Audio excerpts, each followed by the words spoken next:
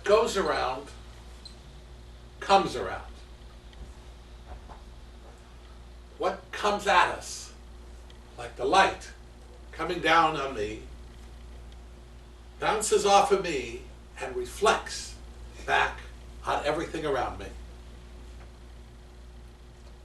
Let me give you an example. Rick, would you please stand up? Now, assume that I hit you about 50 times harder than I just hit you. What reaction does that create from you? Don't think about it, just do it. Well, to duck, and then probably to hit you back. Go ahead, in the action. Okay. So my action of hitting you causes your reaction of hitting me back. Right.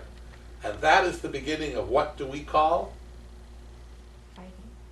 Personal interaction. Yeah, on a lower level, and on a higher level it's called a war. Okay. Because that's what countries do. One starts in with the other and the other reacts. Please, thank you very much.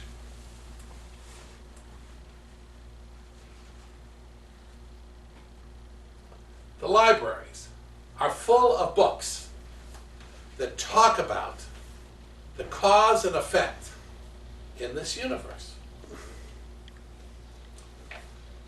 What you sow or what you seed decides what you sow.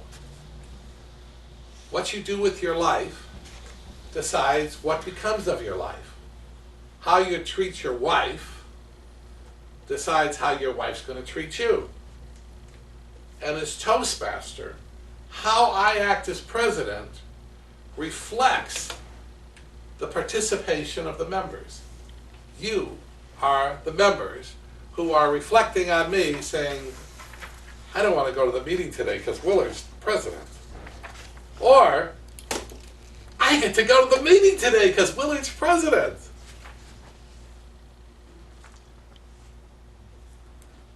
So every time you decide you're going to do an action,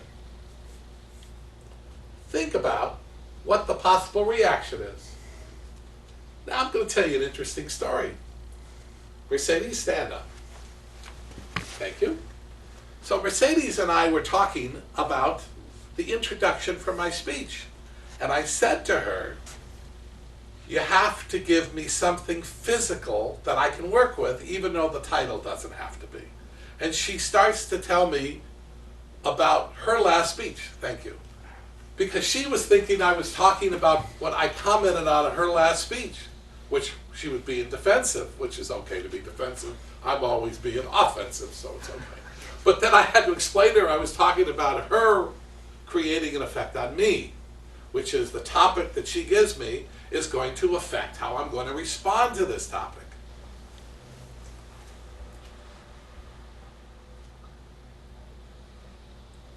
The answer comes back to books. Libraries are acres and acres and acres. And what is the basis of all this material and all these books? Let's see what we have here. We have Reader's Digest, condensed books, Captain Newman, MD, story about people and their interaction with other people. Then we have Devil Water. Well, that's interesting. So it's a story that somebody's created about how the world is impinging on them and their effect on that. The Story of Stan Michael. All right.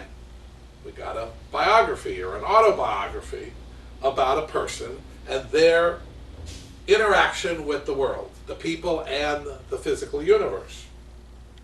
9 Hours to Rama. Wow. So this is a historical novel about something. And Watchers at the Pond, which is obviously looking at birds and ducks. I'll put this book back.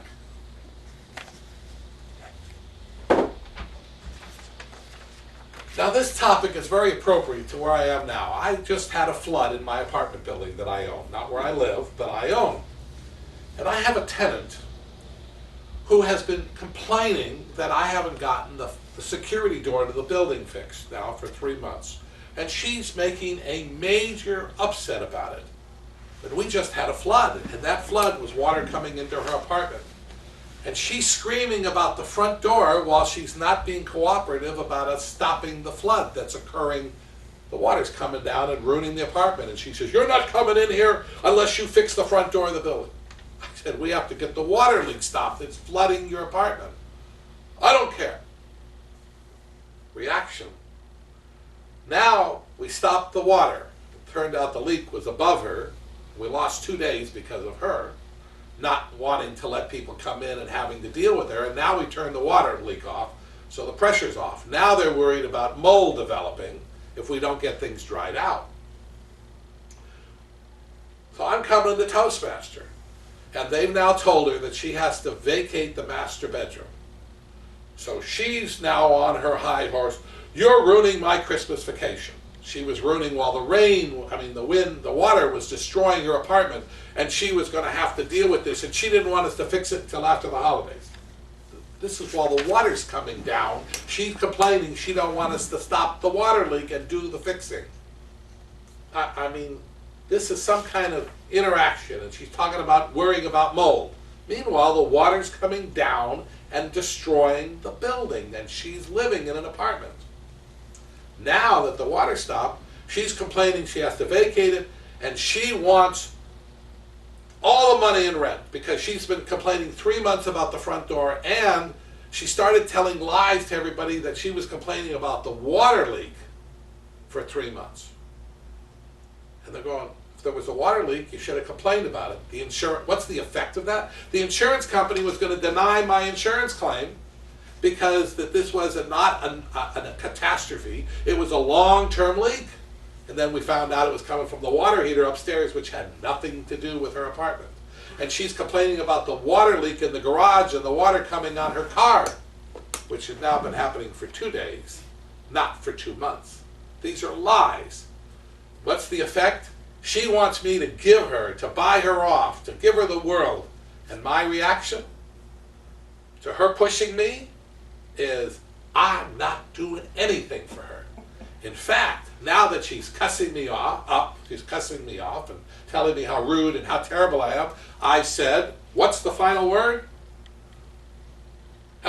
Move. "Oh, no, I don't want to move. I spent all this money." "Move. I don't want to move. And I'm going to tell you, have your attorney call me. I'll talk to your attorney. I'm not talking to you, talk to your attorney." Now what I'm doing, I'm pushing back. How am I pushing back? Call an attorney.